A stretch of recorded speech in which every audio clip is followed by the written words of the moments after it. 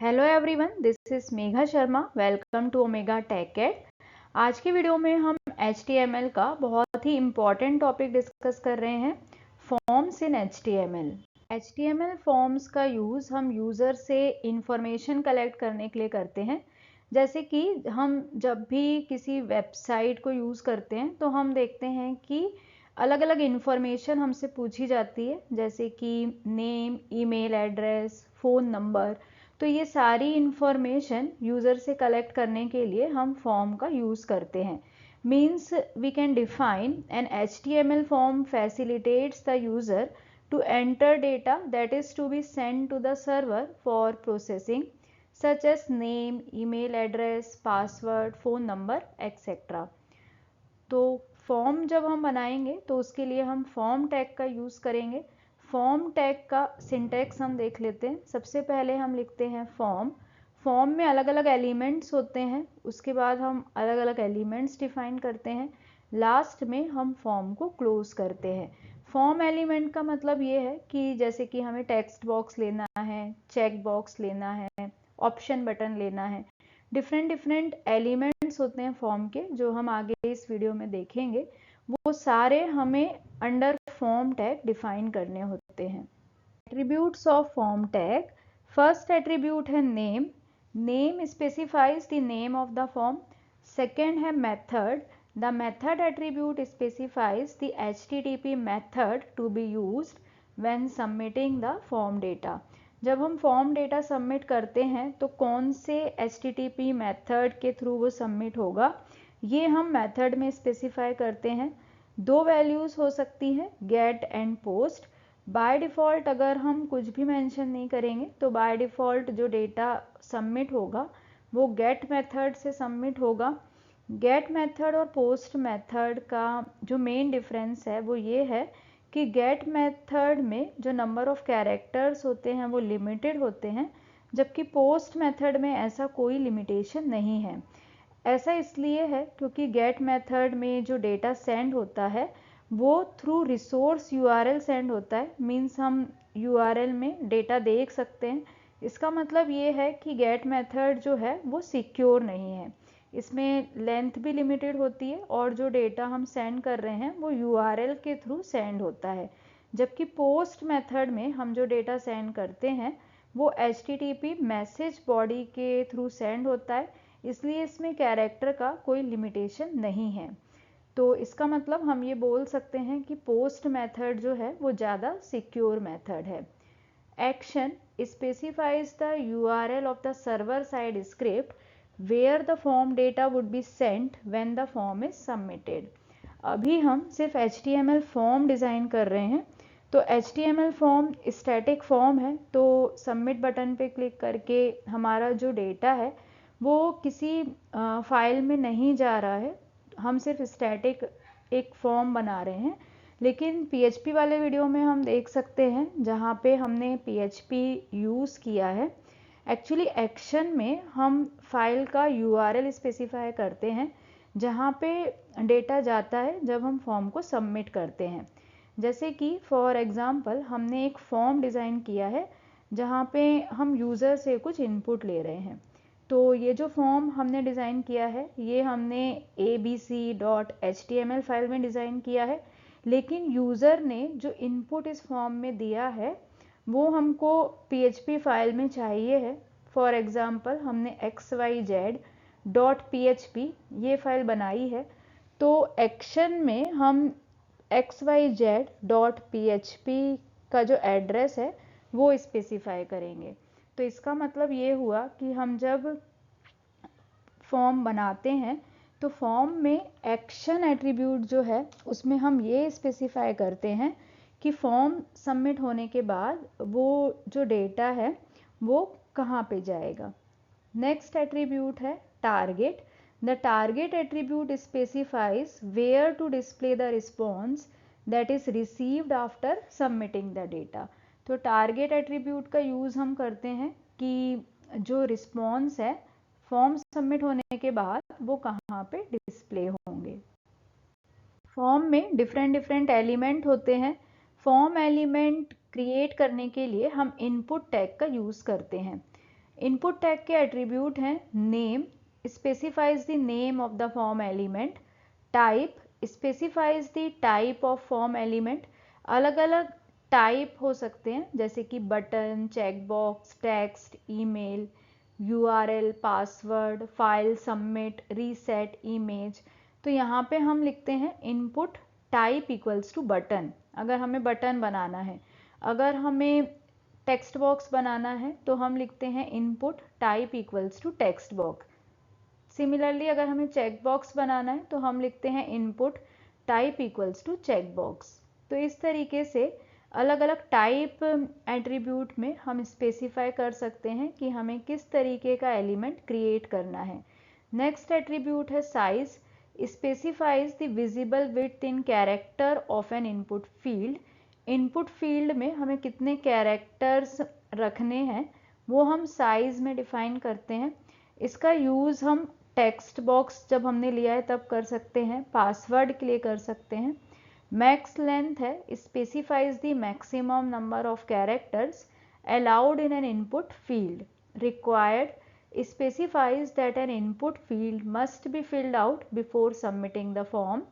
अगर हमने required attribute use किया है तो इसका मतलब ये है कि उस फील्ड को फिल करना ज़रूरी है। अगर हमने उसको फिल नहीं किया है तो फॉर्म सबमिट नहीं होगा।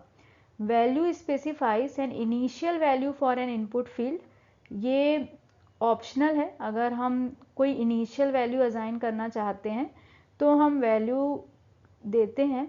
नेक्स्ट है text area, it is a multi line text box. अगर हम input type equals to text लेते हैं तो वो वन लाइन टेक्स्ट के लिए होता है, लेकिन अगर हमें मल्टीपल लाइन्स ऐड करनी है तो हम टेक्स्ट एरिया टैग का यूज़ करते हैं। एक सिंपल फॉर्म डिज़ाइन करके देखते हैं जहाँ पे हम कुछ बेसिक एलिमेंट्स फॉर्म में ऐड करेंगे। सबसे पहले ले लेते हैं फर्स्ट नेम। यहाँ पे हम लेबल टैग का यूज़ भी कर सकते हैं। नेक्स्ट लाइन में हमको टेक्स्ट बॉक्स चाहिए, तो टेक्स्ट बॉक्स के लिए हम लिखते हैं input type equals to text, और आईडी रहेगा, इसमें नेम रहेगा। जब हम फॉर्म में कोई भी एलिमेंट लेते हैं, जैसे कि अभी हमने टेक्स्ट बॉक्स लिया, तो हर एक एलिमेंट का एक यूनिक नेम होता है। नेम एंड आईडी का यूज़ हम उस एलिमेंट को यूनिकली आइडेंटिफाई करने के लिए करते हैं। तो टेक्स्ट बॉक्स हम बना रहे हैं जिसका आईडी हमने लिया है F name, name equals to है F1, और वैल्यू को हम स्किप कर सकते हैं, या फिर अगर हम कोई वैल्यू यहाँ पे देते हैं तो इनिशियली वो वैल्यूज उस फॉर्म में आएगी। साइज़ हमने दिया है 30। रिक्वायर्ड एट्रीब्यूट जो है उससे ये पता चलता है कि इस फील्ड को फिल करना ज़रूरी है। तो ये जो टेक्स्ट बॉक्स हमने बनाया है उसमें फर्स्ट नेम एंटर करना कंपलसरी है। इसी को हम कॉपी पेस्ट कर लेंगे, और सिमिलरली लास्ट नेम के लिए हम सेकेंड टेक्स्ट बॉक्स लेते हैं।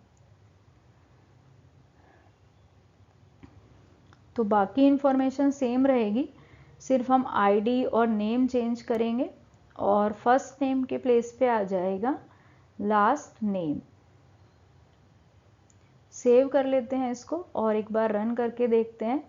तो सक्सेसफुली ये दोनों टेक्स्ट बॉक्स ऐड हो चुके हैं। अभी हमने वैल्यू को एम्प्टी रखा था, इसलिए कोई वैल्यू वहाँ पे नहीं थी। अगर हम यहाँ पे कोई इनिशियल वैल्यू देते हैं, जैसे कि first name Megha, last name Sharma, और उसके बाद हम अगर रन करेंगे तो फर्स्ट नेम और लास्ट नेम में वो वैल्यू डिस्प्ले होगी। बाद में हम इसको एडिट करके कोई भी वैल्यू लिख सकते हैं। तो इस तरीके से टेक्स्ट बॉक्स ऐड हुआ। अब अगर हमें एड्रेस चाहिए है तो हम एक मैसेज लिखते हैं एंटर योर एड्रेस, और एड्रेस जो है वो मल्टी लाइन टेक्स्ट है, मीन्स इसमें ज़्यादा लाइंस होंगी, तो इसलिए हम यहाँ पे टेक्स्ट बॉक्स नहीं ले सकते। हम यहाँ पे टैग यूज़ करेंगे टेक्स्ट एरिया, और टेक्स्ट एरिया में जो सबसे इम्पॉर्टेंट एट्रीब्यूट्स हैं वो है नेम, रोज एंड कॉलम्स। तो नेम हम दे देते हैं एड्रेस, रोज़ डिफाइन करेंगे, जैसे अगर हमें 5 रोज़ चाहिए तो 5, एंड कॉलम से उसकी विड्थ डिसाइड होगी कि एग्जैक्टली कितना बड़ा वो बॉक्स हमको चाहिए है। तो यहाँ पे थोड़ा बड़ा नंबर देना है, जैसे कि 30, 35, 40, इस तरह का नंबर हम देंगे। सेव करके रिफ्रेश करते हैं तो टेक्स्ट एरिया के लिए ये बॉक्स ऐड हो चुका है। नेक्स्ट हम बनाते हैं ऑप्शन बटन। तो ऑप्शन बटन के लिए जो एग्जाम्पल हम ले रहे हैं वो है जेंडर, क्योंकि जेंडर में कोई एक ही ऑप्शन करेक्ट होगा, या तो मेल या फिर फीमेल। तो इनपुट टाइप इक्वल्स टू हम रेडियो लेते हैं। इनपुट टाइप इक्वल्स टू जब हम रेडियो लेंगे तो उसका मतलब है कि एट अ टाइम कोई एक ऑप्शन ही करेक्ट होगा। अब यहाँ पे हम 2, 3, 4 जितने भी ऑप्शन दे रहे हैं, लेकिन एट अ टाइम जब यूज़र फॉर्म फिल करेंगे तो वो किसी एक ऑप्शन को ही सिलेक्ट कर पाएंगे। अगर हमें मल्टीपल ऑप्शंस के लिए बनाना है कि ये मल्टीपल ऑप्शंस ट्रू हों, तो उस केस में हमें चेक बॉक्स लेना पड़ता है। लेकिन अगर हमने टाइप इक्वल्स टू रेडियो लिया है तो कोई एक ही ऑप्शन सिलेक्ट होगा।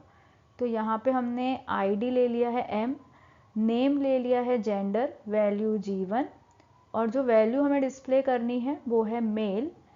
सिमिलरली एक और ऑप्शन ले लेते हैं फीमेल के लिए, और वो हमें नेक्स्ट लाइन में चाहिए, तो BR टैग का यूज़ करेंगे। बाकी सब सेम रहेगा, सिर्फ हम आईडी और वैल्यू को चेंज करेंगे, मेल के जगह पे फीमेल। नेम यहाँ पे सेम लेना है, जैसे कि जेंडर हमने लिया है, तो इस तरीके से आ गया मेल फीमेल। BR टैग का यूज़ करेंगे क्योंकि मेल जो है वो सेम लाइन पे आ गया था।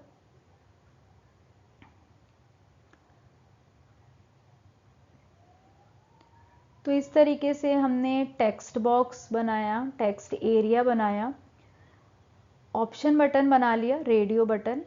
अब हम बनाते हैं चेक बॉक्स, और चेक बॉक्स बनाने के लिए हमें लिखना होगा input type equals to check box. तो उसके लिए हम एग्जांपल ले लेते हैं लैंग्वेजेस नोन। ऐसा एग्जांपल लेना है जहाँ पे मल्टीपल ऑप्शंस ट्रू होते हैं, क्योंकि यूज़र यहाँ पे एक से ज़्यादा ऑप्शन भी सिलेक्ट कर सकते हैं।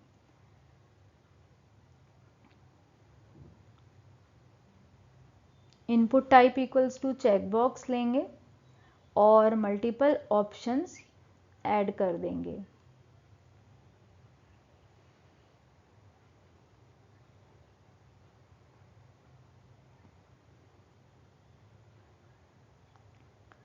तो फर्स्ट हम लेते हैं लैंग्वेज 1 के लिए।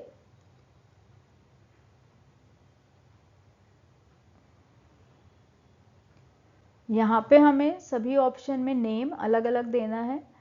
तो सबसे पहले जो फर्स्ट लैंग्वेज है उसके लिए हमने नेम दिया है लैंग्वेज 1, और हिंदी आएगा, सबसे पहले हिंदी डिस्प्ले होगा।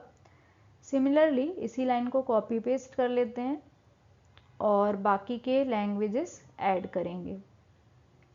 यहाँ पे हमें ये ध्यान देना है कि सबका जो नेम है वो अलग अलग होगा। ID L2, नेम लैंग्वेज 2,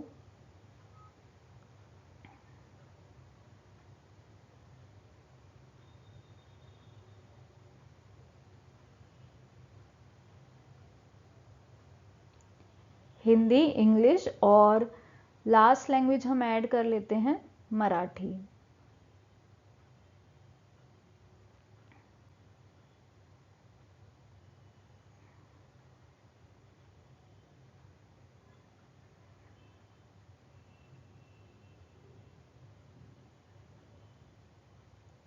तो इस तरीके से चेक बॉक्स बन गया।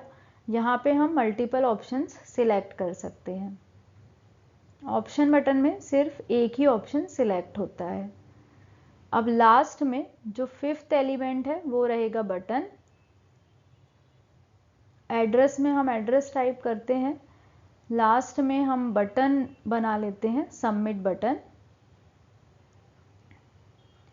तो इस तरीके से एग्ज़ाम में जब फॉर्म क्रिएट करने आता है तो हमें मिनिमम 5 एलिमेंट्स यूज़ करने होते हैं। यहाँ पे हमने 5 एलिमेंट्स यूज़ कर लिए, जैसे कि text box, text area, radio button, check box, और लास्ट में हम एक बटन बना लेते हैं। बटन बनाने के लिए हम लिखेंगे input type equals to submit.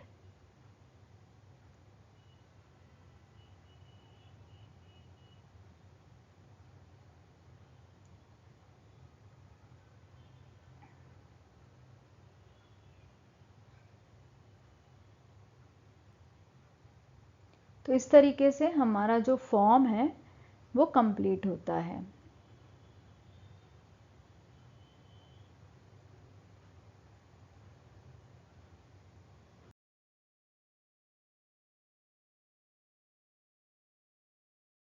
Drop down list create करने के लिए हम सिलेक्ट टैग का यूज़ करते हैं। सिलेक्ट टैग के एट्रीब्यूट्स हैं name, defines a name for drop down list, size, define the number of option in a drop down list, required, specifies that the user is required to select a value, means value select करना compulsory हो जाएगा। Multiple, specifies that multiple options can be selected at once, कई सारे option हम एक ही बार में select कर सकते हैं।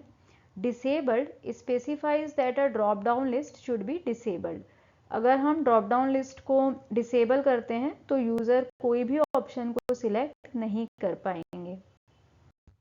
सिलेक्ट टैग का यूज़ करके हम ड्रॉप डाउन लिस्ट बनाते हैं, लेकिन उस लिस्ट में ऑप्शंस देने के लिए हम ऑप्शन टैग का यूज़ करते हैं। एट्रीब्यूट्स हैं value, specifies the value to be sent to a server, selected, specifies that an option should be pre selected when the page loads, disabled, specifies that an option should be disabled.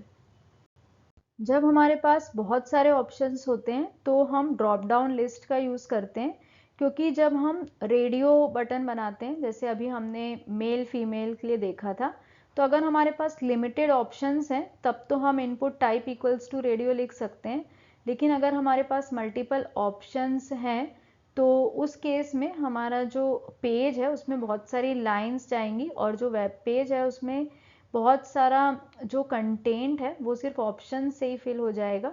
तो इसीलिए जब number of options ज़्यादा होते हैं तब हम drop down list का use करते हैं। तो यहाँ पे हम एक सिंपल प्रैक्टिकल देख लेते हैं कि किस तरीके से ड्रॉप डाउन लिस्ट बनती है। हम यहाँ पे ले रहे हैं चूज़ योर सिटी और सिलेक्ट टैग का सबसे पहले यूज़ करते हैं, उससे हम ड्रॉप डाउन लिस्ट बना लेते हैं और अलग अलग ऑप्शंस देने के लिए हम ऑप्शन टैग का यूज़ करते हैं। तो यहाँ पे हमने नेम इक्वल्स टू सिटी ले लिया और अलग अलग ऑप्शन दे दिए, मुंबई, दिल्ली, पुणे, थाने, लास्ट में हमने सबमिट बटन लिया है। तो इस तरीके से हमारा जो ड्रॉप डाउन लिस्ट है वो बन गया Mumbai, Delhi, Pune and Thane. Thank you so much for watching till here.